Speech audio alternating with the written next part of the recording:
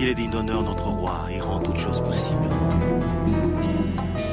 Dieu merveilleux, qui se sert de nos insuffisances et de nos imperfections humaines. Nos vies d'échecs deviennent des vies de témoignage à cause de sa main puissante en Dieu. Il relève tous ceux qui sont affaiblis. Il donne encore un espoir nouveau, un élan nouveau à tous ceux qui ont arrêté de croire encore à l'avenir glorieux. Il rassemble les cœurs, il fait tout ce qu'il faut pour que notre joie soit parfaite. Voilà pourquoi il a dit, demandez afin que votre joie...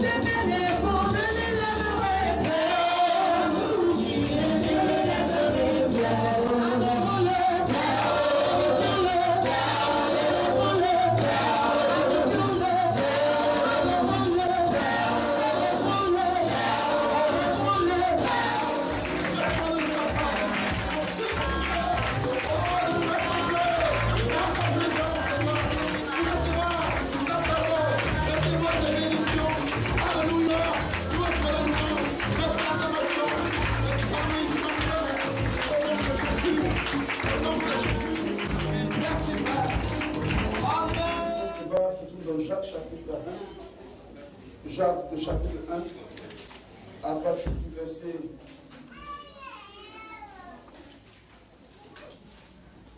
12 de Jean pour le nom. Après avoir été éprouvé, il recevra la couronne de vie que le Seigneur a promis à ceux qui l'aiment. Que personne, lorsqu'il est tenté, ne dise « c'est Dieu qui me tente », car Dieu ne peut être tenté par le mal. Et il ne tente lui-même personne. Mais chacun est tenté quand il est attiré et amorcé par sa propre convoitise. Puis, la convoitise, lorsqu'elle est conçue, enfante le péché.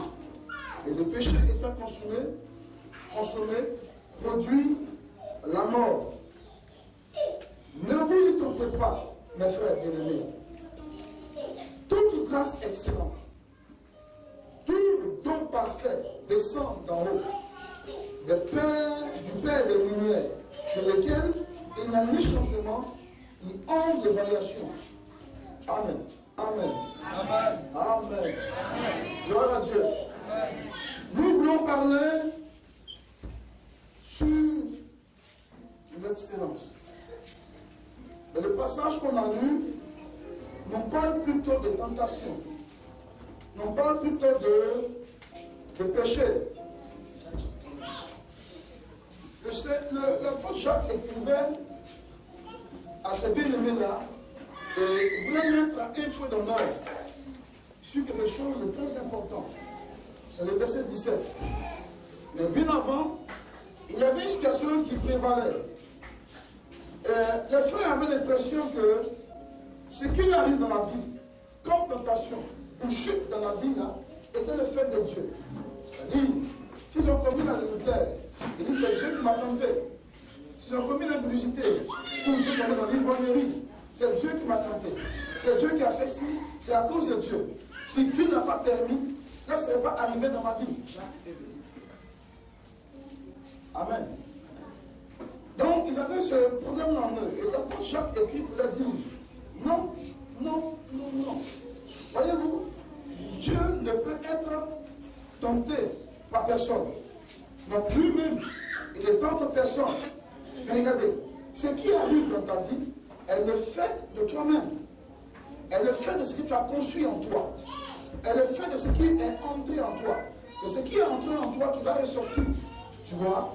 Lorsque, par exemple, frère, tu te prends le plaisir, très facilement, de regarder les postéreux des femmes et de commencer à les contempler. À dire, oui, mais c'est merveilleux. Non, vraiment. Ce que tu as vu est rentré en toi.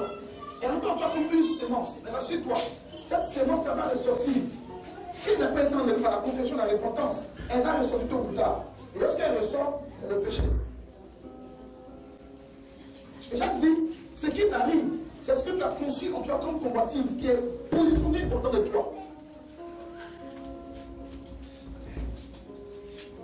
Quand quelqu'un se lève, ou une soeur, un frère, et arrive à commettre un acte union, par crise de jalousie par exemple, ou bien qui arrive à frapper, quand la soeur, elle frappe son époux, ça existe. Ou quand le frère frappe son épouse, au fur et à mesure, vous verrez que c'est ce qu'il a conçu en lui que le corps ne fait qu'exécuter. La même ici explique dans le corps. On avait dit que le corps, il est neutre. Il ne fait qu'exécuter ce qui a été commandé de l'intérieur. Et l'apôtre Jacques dit, regardez, ce qui vous arrive, ce n'est pas le fait de Dieu. Si tu tombes dans le péché, c'est à cause de toi-même. C'est pourquoi nous nous encourage à veiller sur nos pensées, à veiller sur ce qui est en nous. Parce que ce que nous pensons va se traduire forcément par la parole. Et que la parole a libéré la chose, l'action suivra. À moins qu'on te rattrape rapidement et qu'on t'aide. Avant de dire, je vais te frapper. Je vais te frapper. Est-ce que tu me connais? Rassure-toi, tu vas frapper vraiment. Même si tu dis à ta femme, je vais la frapper un jour. Mais chacun est tenté quand il est attiré et amorcé par sa propre combative. Ce qui te fait tomber dans le péché, c'est ce que tu as conçu en toi. Ce n'est pas le fait de Dieu. Mais ce qui est merveilleux, il dit ceci. Regardez, il dit, au verset 17. D'abord, verset 15, il dit, puis la convoitise, lorsqu'elle a enfanté, lorsqu'elle a conçu, enfante le péché. Et le péché étant consommé, produit la mort. Donc il dit le processus, depuis la convoitise jusqu'à la mort, est le fait de l'homme. Voilà ce que Dieu fait. Il dit, ne vous étonnez pas, mes frères, bien-aimés. Et il dit, toute grâce excellente. Dis Amen. Comme don, ça vient d'en haut. Et c'est excellent. Il dit, c'est excellent. Il met une différence entre l'excellence de Dieu et ce que la chair produit. La chair produit en nous le péché et nous conduit à la mort. Mais ce que Dieu donne est excellent. Est tellement propre. Est tellement pur. Et lorsqu'on parle d'excellence, bien aimé, pensez au superlatif. Pensez à l'éminence. Ce qui est au-dessus de tous. Est-ce que Dieu donne? Donc les grâces que nous avons en Jésus-Christ sont des grâces excellentes. C'est ce que Dieu donne. Mais ce qui est merveilleux, il faut une précision. Il dit cette grâce-là et ces dons ne viennent pas des noms, mais ils viennent du Père. Amen. La chair produit ce que nous produisons nous-mêmes. Et le péché est conçu, consommé et qui nous tue. Mais ce que Dieu donne est béni. Mais ce qui est merveilleux, mes amis, il parle de l'excellence qui descend du Père de lumière. Le Dieu créateur, le Père de lumière de toute la création, qui ne change pas. Il est stable. Les circonstances de la vie peuvent changer. Les civilisations passent. Mais Dieu est toujours lui-même. Les caractères moraux de Dieu ne changent jamais. Il est toujours égal à lui-même. Donc ce qu'il a donné au début, rassure-toi, est toujours bon jusqu'à la fin. Il ne change pas. Ses dons sont merveilleux. Gloire à Dieu. Gloire à Dieu. Amen. Nous voulons parler d'excellence. C'est une très longue série. Mais nous irons pas à pas. Et nous prions que par le Saint-Esprit, ta vie soit empreinte d'excellence après cette série d'enseignements au nom de Jésus, tu verras ta vie changer là. Et les gens me donnent témoignage de toi. Mais qu'est-ce qui se passe? D'où est-ce que tu viens? Où tu vas? À quelle église tu te retournes? Ou à quel assemblement tu vas? Où tu prends l'instruction nécessaire? Parce que l'excellence est notre héritage. Il y a deux grandes tendances qui gèrent le monde. Et il y a deux grandes tendances qui gèrent le monde. Ne soyez pas ignorants de ces choses. La première tendance, ou la première idéologie qui est en termes de royaume ou en termes d'empire, c'est le royaume de Dieu. Et juste à côté, il y a aussi un autre royaume aussi qui s'impose, le royaume de Satan. Il n'y a pas d'intermédiaire.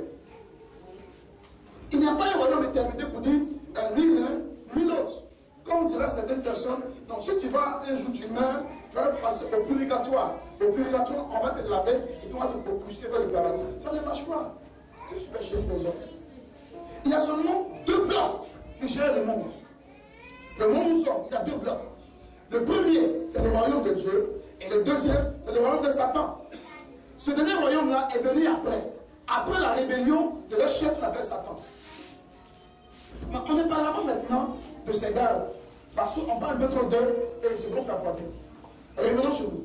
Amen. Amen. Amen. La Bible dit, puisque tu as accepté Jésus-Christ, tu es devenu enfant de Dieu. Dieu, on ne le voit pas, il est spirituel. Mais ça aussi dit automatiquement que quand tu as accepté Jésus-Christ, tu as intégré un royaume qui est spirituel. La même manière que l'idéologie soviétique était une idéologie qu'on ne voyait pas, mais ça se passe dans la tête. De la même manière, le royaume de Dieu aussi vient à toi. On ne la voit pas dire Jésus-Christ, mais elle commence par toi parce qu'elle est en toi. L'excellence ne voit pas l'excellence là comme une position honorifique. Son excellence, comme on l'a dit très souvent aux honorables, aux députés, aux ambassadeurs, ou mon président de la République, ce n'est pas un qualificatif. Mais voyez l'excellence comme le royaume de Dieu. En effet, tout ce qui est là-bas est excellent. À qui on peut dire royaume de Dieu égale excellence. Qu'est-ce que ça dit? Quand vous entrez dans le royaume de Dieu, dit Genèse, qui nous a permis de comprendre comment Dieu fait les choses, il y a quelque chose qui vous frappe automatiquement quand vous y entrez. Je suis au royaume de Dieu. Amen. Et non pas au royaume des cieux. Amen. On se suit? Amen. Je dis, nous sommes dans le royaume de Dieu et non pas dans le royaume des cieux. Amen. Ok, une pause. Le royaume de Dieu, c'est là où Dieu règne. Ce qu'on appelle le paradis. Là où Dieu est dans sa divinité et sa suprématie sur tout l'univers. Mais le royaume des cieux, c'est ce royaume-là qui a été déporté sur la terre. Donc toi et moi, nous sommes dans le royaume des cieux. Amen. Mais ce matin, je vous parle du royaume de Dieu. On se comprend? Ok. Dans ce royaume, quand tu y entres, la première chose qui te frappe, c'est l'ordre. C'est l'ordre. C'est l'ordre. Tout est ordonné. Amen. C'est pourquoi dans le nom du Seigneur, ou dans le royaume de Dieu, les choses sont tellement organisées. Regardez, en termes d'hierarchie et d'autorité, rien n'est fait au hasard. Au ciel, on nous parle des chérubins protecteurs qui n'ont pas le même rôle que les séraphins. Amen. Ils n'ont pas le même rôle que ton ange, qui sont habilités à la communication, à la défense, ou bien même à la vie même du ciel. Mais ce qu'on a dit, arrivé au ciel, il a vu des anges en train de coudre de belles robes qu'ils brodaient avec du fil d'or, en y écrivant le nom de la personne à qui appartient la robe. Du ciel, c'est la connaissance. Il dit c'est la connaissance. Adam et Ève ont été créés, ils n'étudiaient pas pour avoir la connaissance. Ils la percevaient. Ils la recevaient directement du ciel. Il n'avait pas besoin d'avoir le corps pour avoir une connaissance, de savoir que le lion qui est là, voilà sa qualité de vie. De savoir que telle chose, le soleil doit se lever et se coucher là. Il n'avait pas besoin de corps pour ça. Directement, il recevait. Parce que l'une des caractéristiques du ciel, c'est la connaissance. C'est qu'on parle du Père de lumière. Jacques dit, le Père des lumières. Tout est lumière, tout est connaissance, tout est révélation, tout est limpide et visible. Le Seigneur dira au peuple d'Israël, puisque tu as rejeté la connaissance, moi aussi je me détourne de toi.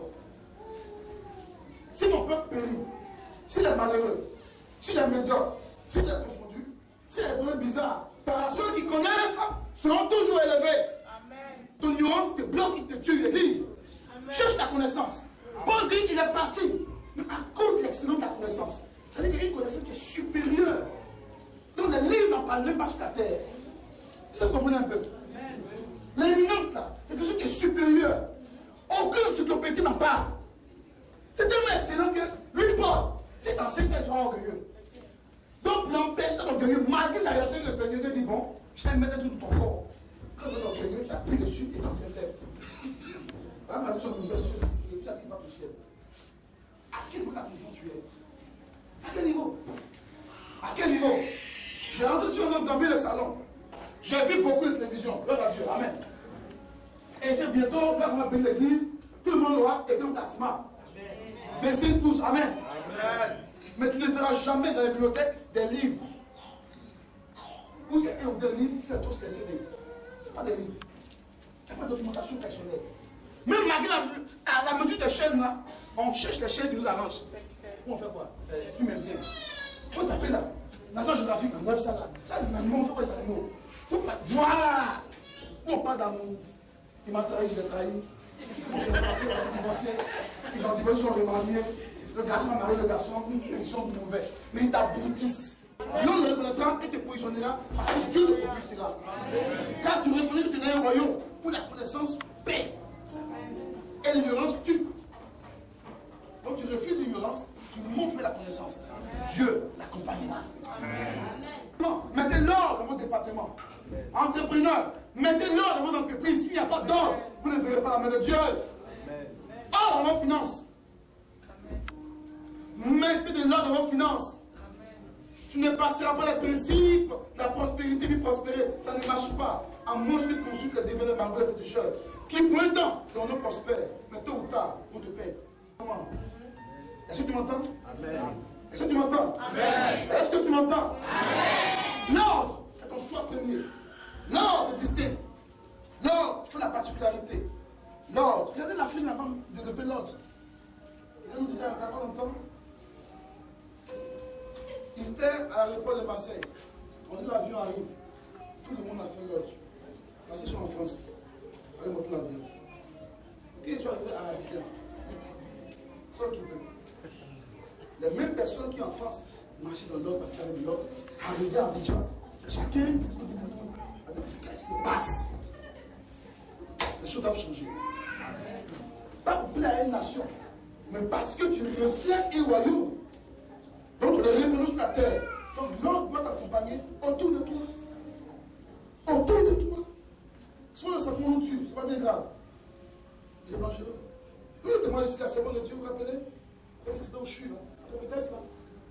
Son numéro 2, c'est une femme. Elle vient à Dieu dit non, je ne suis pas d'accord. C'est bon, tu as établi, je ne suis pas d'accord. La femme plaide. Sentiment en sentiment, les deux travaillent ensemble. Chemin faisant, elle a commencé à se rébeller contre l'autre. Faisons ci, faisons ça. Blocage, blocage. Au point où la soeur, la prophétesse, tombe malade. Ils ont reçu un don de 12 millions pour construire, pour un terrain construit. L'autre dit bon, on va attendre, on a mis la ministre automatiquement. C'est toute une autre discussion. À cause d'argent. Ça devient bizarre.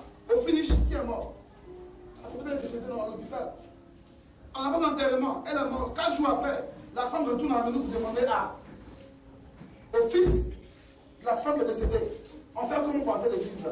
Qui prend la tête? L'argent, c'est comment? Il dit attends, ma mère était malade. Personne, aucun de nous n'avait pris au CHU. Personne. Elle décède. Quand on fait enterrement, on ne sait pas comment gérer ça. Je vais me demander qui a peut-être l'église. Vous tous, vous musicales, je vous mets tous sous discipline. Il a fait. Il dit, ne venez plus jamais ici sous discipline, vous tous. Et il devait dire, je suis pas pour le ministère. Donc je vais fermer.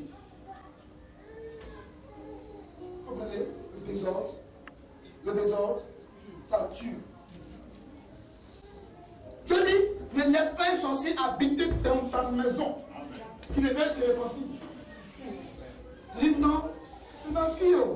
C'est la fille de mon grand frère. Tout le monde est mort au village. Si comme ça, tu es mort aussi, elle n'a pas vie. Donc je l'ai prise. pour l'aider. Or, c'est vraiment dangereux. Je ouvre tes yeux. Dis, ça va aller. Tu lui prêches l'évangile, elle n'est pas prête. Tu lui prêches Jésus, elle n'est pas prête. Tu lui mets là dehors. Dis, Seigneur, c'est ma fille, elle va te tuer. Tu vas le Seigneur dévancer. Elle va te tuer. Pourquoi? C'est des désirs qui viennent de ta maison. Dieu ne te laissera pas vivre. Sa présence ouvre la porte aussi à d'autres démons. Il n'en sait rien, il y a beaucoup à dire sur l'autre. On y reviendra simplement le dimanche prochain. Et on continue. Reçois la gloire, Seigneur. Reçois la gloire, Esprit de Dieu. Sois adoré ce matin. Sois de des cœurs, Seigneur. T'inflige ce matin. Nous te louons, Seigneur. Nous t'adorons. Mais des cœurs qui attendent de toi une pensée. Des cœurs qui attendent de toi une parole. Des cœurs qui attendent de toi quelque chose, une orientation. Seigneur, parle par ton esprit. Enseigne ton peuple. Bénis ton peuple. Oh Dieu, que soit libéré l'onction de ta parole dans cette assemblée. Reçois la gloire. Reçois la magnificence. Oh, tu es digne de louer, Seigneur. Tu es digne de t'acclamer, c'est pour nous acclamons ce matin. Reçois la gloire.